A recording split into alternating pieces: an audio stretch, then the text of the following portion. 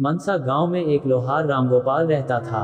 उसका एक भरा पूरा परिवार था, जिसका लालन पालन करने के लिए उसे कई बार दिन रात काम करना पड़ता था। रोज की तरह आज भी काम पर जाने से पहले रामगोपाल ने अपना खाने का डिब्बा बांधने के लिए अपनी पत्नी से कहा। पत्नी जब डिब्बा लेकर आई तो रामगोपाल ने कहा, मुझे आज आने में देर हो जाएगी, शायद मैं रात को ही आऊं। इतना कहकर रामगोपाल अपने काम पर निकल गया। काम पर जाने का रास्ता एक जंगल से होकर गुजरता था। वहां जैसे ही रामगोपाल पहुंचा उसे कुछ आवाज सुनाई दी। जैसे ही रामगोपाल कुछ पास गया तो उसने देखा कि एक साधु भगवान का मंत्र जपने के साथ ही हंस रहा है।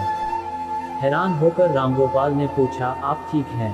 उस साधु को रामगोपाल नहीं जानता था, लेकिन साधु ने एकदम से उसका नाम लेकर कहा, आओ रामगोपाल बेटा, मैं तुम्हारा ही इंतजार कर रहा था। मैं भूखा हूँ, मुझे अपने खाने के डिब्बे से कुछ खिला दो। बाबा से अपना नाम सुनकर रामगोपाल हैरान था, लेकिन उसने कोई सवाल नहीं किया और सीधा अपना खाने का डिब्बा निकालकर उन्हें दे दिया। देखते ही देखते बाबा ने रामगोपाल का सारा खाना खा लिया। उसके बाद उस साधु ने कहा, बेटा मैं तो सारा खाना खा गया, अब तुम क्या खाओगे? मुझे माफ करना। रामगोपाल ने कहा, कोई बात नहीं बाबा, मैं काम के लिए बाजार जा रहा हूँ, तो मैं वहीं कुछ खा लूंगा। यह सुनकर उस साधु ने रामगोपाल को खूब आशीर्वाद दिया और भेंट के तौर पर एक हथौड़ा दे दिया। रामगोपाल ने कहा, आपका आशीर्वाद काफी है, मैं इस हथौड़े का क्या करूंगा, इसे आप ही रखिए।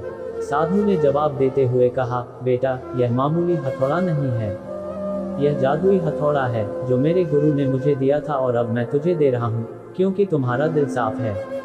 इसका इस्तेमाल अच्छे कामों के लिए ही करना और किसी दूसरे के हाथ में इसे कभी मत देना। इतना कहकर वह बाबा वहां से अदृश्य हो गए। रामगोपाल अपने हाथों में हथौड़ा लेकर बाजार काम करने के लिए चला गया।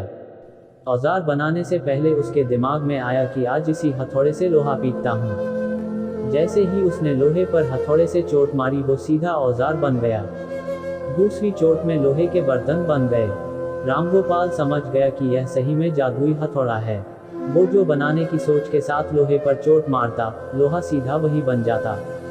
जादुई हथौड़े की वजह से रामगोपाल का काम जल्दी खत्म हो गया और वो अपने साथ ही उस जादुई हथौड़े को घर ले गया। इसी तरह रोज रामगोपाल उस हथौड़े से जल्दी काम खत्म कर लेता और कई बार ज्यादा बर्तन बनाकर उन्हें गांव के लोगों को भी बेच देता था। धीरे धीरे उसके घर के हालात पहले से कुछ ठीक होने लगे। एक दिन गांव का मुखिया उसके घर आया और बोला, हम गांव वालों को शहर जाने में बहुत ज्यादा समय लगता है, क्या तुम अपने हथौड़े से गांव और शहर के बीच आने वाला एक पहाड़ तोड़ने में मदद करोगे? इससे बीच में एक सड़क बना लेंगे और गांव से शहर का सफर आसान और छोटा हो जाएगा। मुखिया की बात सुनकर रामगोपाल ने उस जादुई हथौड़े से उस पहाड़ को तोड़ दिया। मुखिया और गांव के लोग बहुत खुश हुए और उसे खूब शाबाशी दी।